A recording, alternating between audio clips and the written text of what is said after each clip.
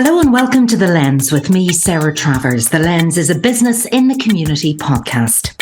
Now, in this special one-off episode, we'll be meeting with Business in the Community's new Chief Executive, Mary Macleod, to discuss the future of responsible business in the UK.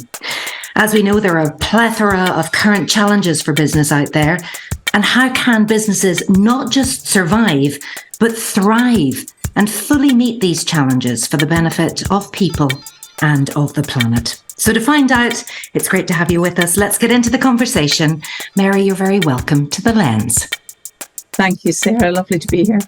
And lovely to meet you. Congratulations on the new role. We just want to get a sense of who you are. Many people will know you from your background in politics as an MP, but I'd love to know a little bit about your journey to date. How did you move from business to politics and now to CEO of Business in the Community?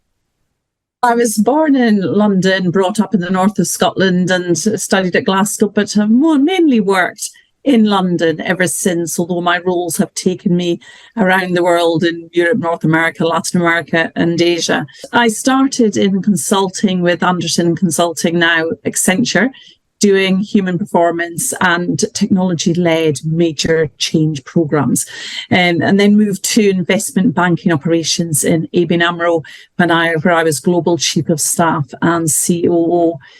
I was then elected to be a Member of Parliament in 2010 and worked inside the UK government with the Minister for Women and Equalities, for Culture, Media and Sport, Policing and Justice, and in the Northern Ireland office.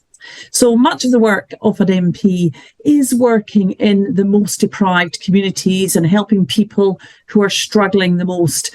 And it also took me around the world to campaign and address big issues on violence against women and girls, female feticide, and have taught IT to young people on the streets. So having been a consultant, banker, politician, campaigner, I then continued as an advisor to the Secretary of State for Scotland and then moved to a UK leadership role in Corn Ferry as a senior partner in executive search. So in essence, finding, assessing and developing the best leaders to take on the most challenging roles in industry, government and society.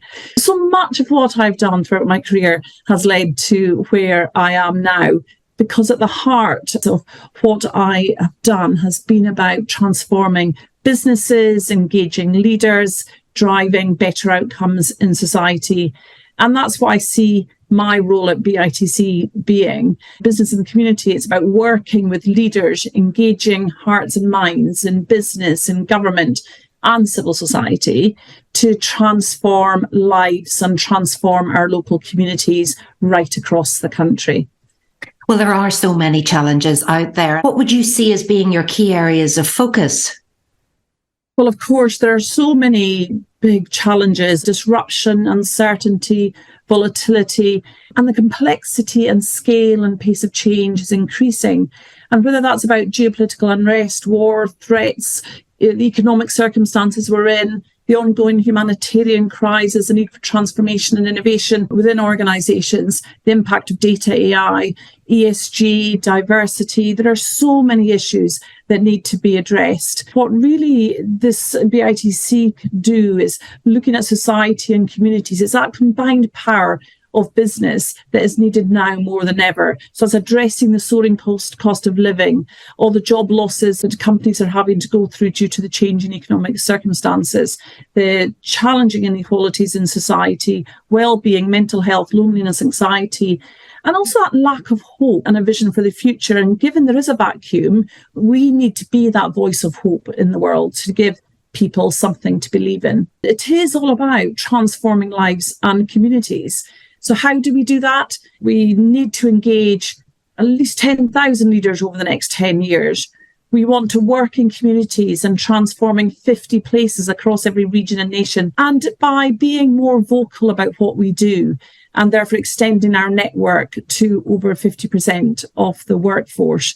So we need to start all of these actions now, and we need to be focused, extend that outreach, be more visible, and share the stories of impact. Because what is really inspiring are the stories that our businesses tell, that beneficiaries tell of how their lives have been changed, how their organisations have been changed, what has been better for them. We will absolutely be addressing things like the cost of living by continuing the National Business Response Network. We will focus on greater social mobility. But for now and in the long term, we also, of course, need to be looking at how we deliver climate action more quickly as organisations transition to net zero. So there's a lot to do. Yeah, there is a lot to do. Do you find at times of crisis that people gravitate more towards you? We can achieve so much more together than we can individually. And therefore, if you truly believe in purpose and impact and what you can do as an organisation to make your own organisation the best it can be, how you can have that societal impact and environmental impact out there in society and in the local communities, if you really do want to change lives of those in the communities that you live and work, then this is the way to do it. And we can do so much by working together. And we can see that in some of the results that we've seen over time. So that is with the Ban the Box campaign that we won 1.1 million extra roles. We've supported 3,000 work placements for refugees, over 1,000 signatories in the Race at Work Charter. The MBRN programme supported 2 million people during COVID. We've taken 25,000 leaders out to see and be inspired by what's happening in the community. So a lot has been done. And that's why we're just saying we're living in a world where if we work together to drive change, we absolutely can do so much more. And that's what we want to do and be part of. Now, you've already talked about leadership, but I wonder in terms of you being a leader now of a charitable organisation, given all of the challenges that we've been talking about, how do you feel about taking on that role? Well, of course, the important thing for me is that I've got an incredible team who believe passionately in what they do and have the experience to go and help businesses shape their future. We've got an amazing network of purposeful business leaders who truly want to drive this sustainable change, transforming businesses, lives and communities. So we've got a track record of it, and therefore we can only build on that foundation to scale and do it at pace, because the need is there. The role for business in the community is now needed more than ever. You mentioned there seeing is believing. What actually is that? Can you tell us a bit more about it? Seeing is Believing is a programme that we've run for many years, and it's about taking senior leaders and CEOs out into the community to really let them feel and see. It's about hearts and minds, really understanding the deprivation, the societal issues and challenges for themselves. But on the other side of it, showing them how they can be part of the solution, showing them how that we can transform that, showing them the programs and the campaigns that have been run to really implement that transformation and that they can be part of it. And I've spoken to so many of the leaders who've been involved in those programs, and they say not only have they felt that they've been part of driving change through BITC, but it has transformed their lives too, because it's given them a focus, it's shown them a path for how they can go and be part of this change that they want to see in the world and the communities around them. And therefore, they can inspire so many others, their own organisations, and also colleagues and peer groups and the networks that they have, to make sure that more are brought in to deliver real sustainable change for the future. And are there any standout moments for you from what you've seen already? I visited Blackpool to see the really incredible work that has been done. Initially looking at the vision and pulling together and convening and connecting together all the key decision makers who needed to be there as part of defining that vision for Blackpool for 2030. But that was government, local government, central government, business leaders, civil society, bringing together those organisations who could work together to drive action, and then creating the strategy around it, helping support the implementation of the work that's been done and driving that forward. And it was just mentioned by one of the members of Parliament in the House of Commons recently how it couldn't have been done without business in the community. We can't do it unless we have the businesses coming and supporting the work we do, having the business leaders to help drive that change in their own organisations and also in the local communities where they work. Huge amounts has been done, but literally there is so much still that needs to be done, and we just need to be focused on that, really talking about what we do, being more vocal, more ambitious, and doing more outreach and being that voice of hope around the country so that we can actually be that change and see that change and that impact that's been driven. You think your background as a politician and indeed an MP, do you think that brings you closer to government and change that's needed? Do you feel that that has helped you in this particular role as Chief Executive? I think what it did give me is a real deep understanding of local communities.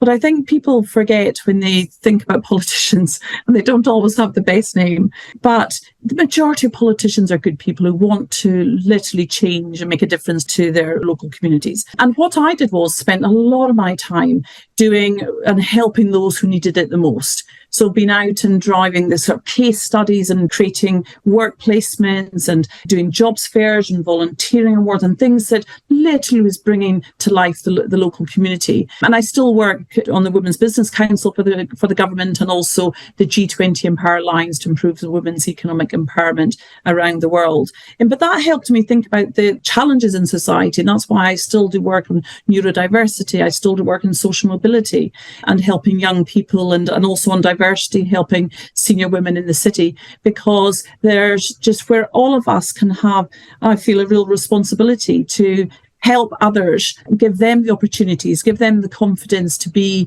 the best they can be to achieve their full potential.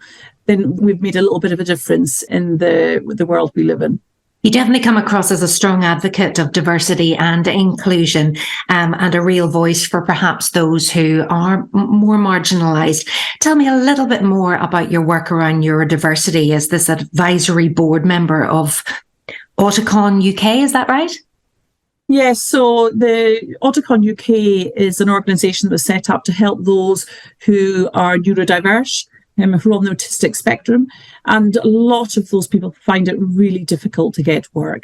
So therefore, it's really important that they get the support and encouragement to find the roles that they need. And that's about creating them into and developing them into IT consultants so that they can go and deliver for clients. And we put measures in place so that they can be very fulfilled in that role and that they can deliver the work in a way that supports their neurodiversity. But I've worked a lot around gender as well over the years in creating charters for women, getting businesses to sign up to the importance of diversity and women in the workplace, a real focus around leadership and getting women onto boards. So there's definitely progress has been made, but there is still more to do just to create that fairer society that we all want to see, where everyone gets a chance to progress and no one is left behind. Well, you're talking there about women, and I know you said that progress has been made, but the statistics also show that COVID has had such a detrimental impact on the progression of women in organisations, in companies, and many stepping back. You're a powerful female role model. You can tell that you're absolutely passionate about this subject. What messages would you like to give to women out there about resilience, about keeping going? I mean, it is a constant struggle sometimes to just get that work-life balance right. We need to have more women in key roles. We need them at the senior levels of organisations. And is that a real driver for you? It's really important that we support women to progress and be the best they can be. And we need, therefore, that pipeline of talent right throughout an organisation, which means starting off about how we teach girls in school and get them involved in STEM and other subjects which they haven't typically gone into, because there's just so many opportunities for them out there. And I think as women progress, and you mentioned about COVID and the challenges there, I think that for a lot of this, and I would always say to women, just keep believing in yourself and your capabilities. Create a support network around you, whether that is friends, family, or colleagues, or mentors and sponsors, of people who can help you get to that next stage. And many of them have been through the challenges that you have. So therefore, by sharing it and helping understand some of those difficulties and complexities, you may find solutions easier as part of what you're doing. There's so many opportunities for you to make those choices about what is right for you. And therefore, we want to help and support in getting there, giving you that confidence, giving giving you any development or just support that you need. The more that other people, and this is where we need men to be the champions of women in the workplace, because without that male allyship, we're not going to get anywhere. Without the senior, whether it's the chief executives or the C-suite in business, really believing that diversity is important. And yes, it's important because it's the right thing to do, but it's also important for the business and for the economy at large. If women in the UK were setting up and scaling businesses at the same rate as men, it'd be £250 billion to the economy. So there's a huge reason for doing this. But for me, it's also about the right thing to do and allowing everyone to succeed. What was it like being a woman politician? Because it seems from looking at the awfulness on social media that it's a bear pit and very cruel at times. I gave it my all. And that's the best that we can do. I literally, whether it was doing the case files, 22,000 case files over 5 years of people who really needed support, who had barriers that they were facing in life and really needed someone to stand by their side and help them through the challenges they had. So whether it was that at a local level, whether it was really supporting the organisational communities and organisations and the charities that were working hard to drive change and support those in need, whether it was again connecting business leaders and networks and having the conversations with the key decision makers around the table to make decisions about what you needed to change in the areas and the villages and towns that we worked in. So the great thing about politics is that it gives you, because you're elected, it gives you an opportunity and a platform to speak, to really talk about the things that matter.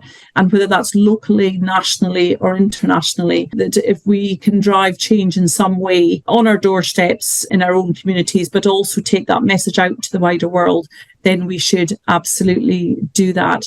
So it was a good training ground for actually understanding what BITC does and the things that are important to campaign on and focus on driving change. I'm going to ask you a question. Honest answer. Do you miss it? I will always miss a little bit of politics because you can use it for good. But I must say, given the resilience and everything else that's needed in politics these days, that you can do just as much outside.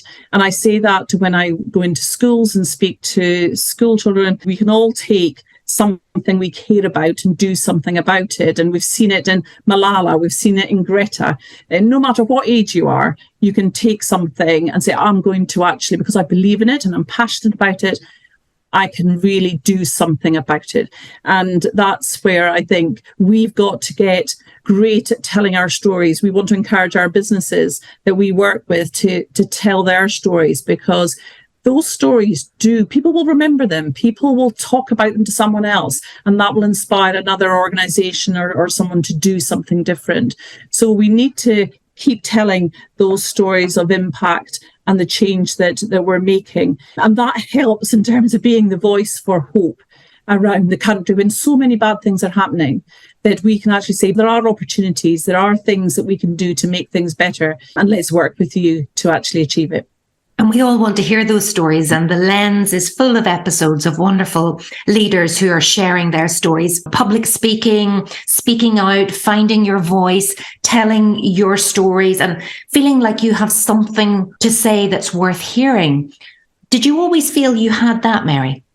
I always felt that I could speak my mind. I think that probably came from being in a family where my mother sent us out volunteering from the age of 10, I think it was, working with the Red Cross in the local hospital, and she would make soup and we would take it out around the local community to old people who needed some help over the weekend. I think open-minded and seeing what is around you. When I came to London first, I literally would go to work. I was working really long hours. I'd go to work, I'd go home, sleep, maybe go to the gym, see friends, perhaps at weekends if I could. But literally, I didn't notice what was going on in 2 streets away and the things that were happening, both the difficulties and the challenges that people were going through, but also the amazing organisations and volunteers that were the unsung heroes and doing incredible work. So I think what it was that I just felt that there was definitely something that we all have. We have a voice and we should have that confidence to use it in any shape or form. And I did that during the first ceasefire in Northern Ireland. I was asked to help with the Northern Ireland peace process.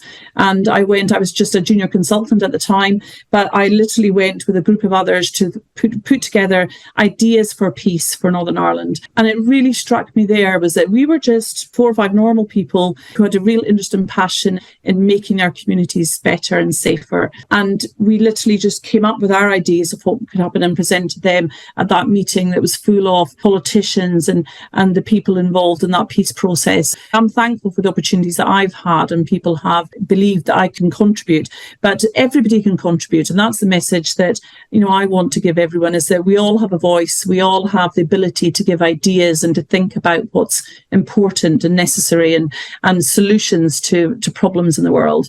And if we do that together, we will absolutely create a fairer, greener society that will really create a change, not just for now and in our lifetimes, but for future lifetimes as well. Now, Mary, Business in the Community's mantra is for businesses to go faster, braver, and bolder in their actions for the benefit of people and the planet. And I want to talk to you about how businesses can actually do that. But I also want you to send a message to those business leaders who are perhaps too busy doing business to get involved, to tell those stories, to find their voice. What would you say to them today to stop them in their tracks and make them sit up and listen? And then this is an important moment there's been unprecedented change and uncertainty in the world that we live in today. And that therefore this has become not just the right thing to do, but it's become a business imperative. The employees are looking for a business-led organisation and business-led leaders, and customers are looking and scrutinising what you're doing and how you're doing it. Investors are looking at the social value that you're creating. ESG is now part of everyday language. So therefore, this is something that is absolutely critical to your business success. And it's not just that we want you to say it in words. That's just not enough. Is that you've got to truly and utterly believe it. And if you don't get it, then come and see it for yourself. Join us on one of our Seeing is Believing visits to really see what is going on in society and how you can be part of that change. Because we can only do this, and I really believe in the faster, braver, bolder mantra. We have to work together for the benefit of people and planet and be focused on that mission. And we can't wait another 50 years for change. Let's make that change happen now. And those business leaders can absolutely be part of that change and help lead and shape it. You are, of course, the CEO of BITC, but I just want to know more about the person. And you've already mentioned that you've done an awful lot of work for marginalised groups and communities, not only here in the UK, but overseas also. So I literally went to Liberia with Save the Children to work on maternal health and drive a campaign for them there. I went out to Rwanda and taught. I did several things in Rwanda. I taught marketing to the tourist industry to help them build up sort of their feeling about Rwanda. I did work in microfinancing, and also literally I taught IT to street kids, where I had a room of about 70 street kids and really dodgy electricity and 2 computers that didn't really work. And so I remembered a story of a guy in South Africa where he literally was trying to build a university for free. And before they could get any computers for all the youngsters, he literally photocopied a keyboard onto cardboard. And he handed them out to all the students saying, learn to type on this and you'll be typing 60 words a minute by the time the computers arrive. And I that night went home to my hotel and back to my hotel in Rwanda, in Kigali. And I went, right, we're going to photocopy keyboards.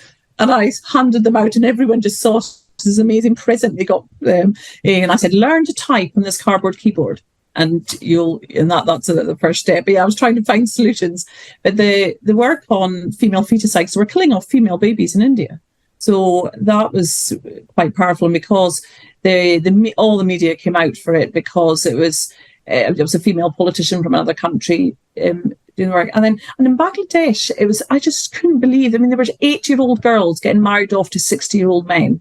And if they ran away, they literally, and also they would end up having children far too young before the bodies were properly fully formed. If they ran away, they would get acid thrown over them And then they'd be ostracised from society, ostracised from their families.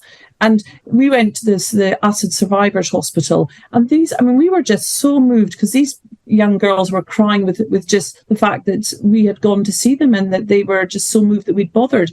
And we were like, oh my God. So we, of course, lobbied the Prime Minister and tried to see what change we could do with acid in Bangladesh. But yeah, it's just there's so many major atrocities out in the world, and we all can just do something and speak up for those who can't speak up for themselves.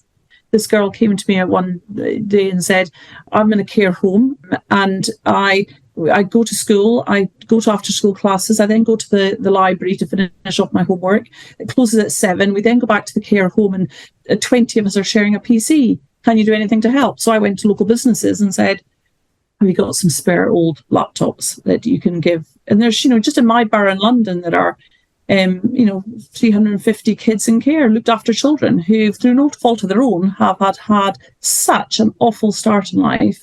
And all we're doing, and this is what we end up doing in Business in the Community, is we're pulling people together to say, yeah, of course we can help. We can't do everything as BITC, but we can use all those businesses we're connected to and those business leaders and people who really care about the communities they live and work in to help solve some of those problems. Because often these problems, it isn't rocket science. It's just really simple solutions to help those who are most in need. I absolutely want to see a better world.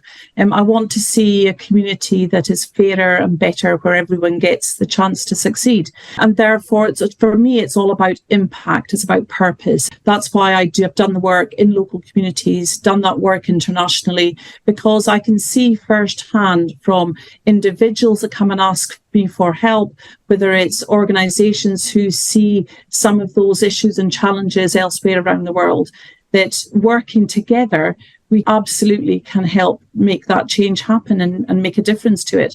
And that's what's driven me over the years. And Mary, you can be part of that change too. We all can, as you said. I asked this question of all the guests, so of course I'll be asking it to the new CEO of Business in the Community. What are you committed to doing more of, or less of, or both in the coming year? Well, there's a lot to do, as you've just heard, but I will absolutely be committed to having more ambition, more impact, more outreach, more vocal. My full commitment is around to use the strength we have and the numbers that we have in our network as in Business in the Community to really unlock the opportunity and to really drive action. And it's convening that network of purposeful leaders, driving greater impact, and it's got to be at pace and scale to change even more businesses, transform more lives and help more communities to thrive. So I will absolutely be at the front and centre of that and encouraging those 10,000 leaders working in the 50 places, building that network to over 50% of the workforce to really help us see and create that magic to drive the change that we all want to see in the world around us. Mary Macleod, thank you so much for joining us on The Lens today. We'll wish you every success for the future, and thank you for taking the time to talk to us today. Thank you, Sarah. You've been listening to The Lens with me, Sarah Travers. And if your business would like support in tackling the cost of living crisis, or to be inspired by what others are doing and discover how responsible business is good business, then Business in the Community is open to new members. Please visit www.bitc.org.uk to avail of the Cost of Living Action Plan, a vast array of free resources, and to find out more about the advisory services on offer. We'll see you next time.